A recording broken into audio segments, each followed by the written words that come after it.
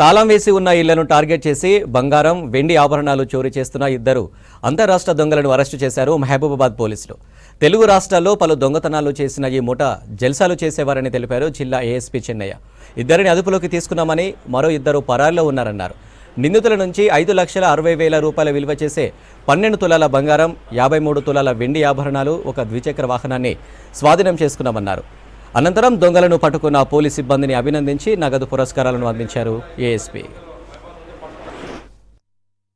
రమేష్ గారు మరియు town SI Ramarao గారి సిబ్బందితోటి నెహ్రూ సెంటర్లో వెహికల్ చెకింగ్ చేయించుండగా ఒక పల్సర్ బండి ఇద్దరు వ్యక్తులతోటి అనుమానాస్పదంగా రావడం వలన వారిని అటు ఆపి వెహికల్ని చెక్ చేస్తే ఆ వెహికల్కి ఎటువంటి పత్రాలు కానీ డాక్యుమెంట్స్ కానీ లేనందున అనుమానాస్పదంగా వాళ్ళని పట్టుకొచ్చి ఇంటరాక్ట్ చేయడం వల్ల వాళ్ళు దొంగతనం చేసి దొంగతనం సంబంధించినటువంటి ప్రాపర్టీని వరంగల్కి తీసుకొని వెళ్ళి అమ్మడానికి చెప్పేసి పోతున్నారని ఆ విషయం మీద మా వాళ్ళు ఇంటరాగేషన్ చేయడం వల్ల వాళ్ళు ఇంతకుముందు చాలా దొంగతనాలు ఆంధ్రప్రదేశ్లో, మహబూబాబాద్లో, తెలంగాణలో కూడా దొంగతనం చేసినట్టు ఇద్దరు వ్యక్తులు ఒప్పుకున్నారు.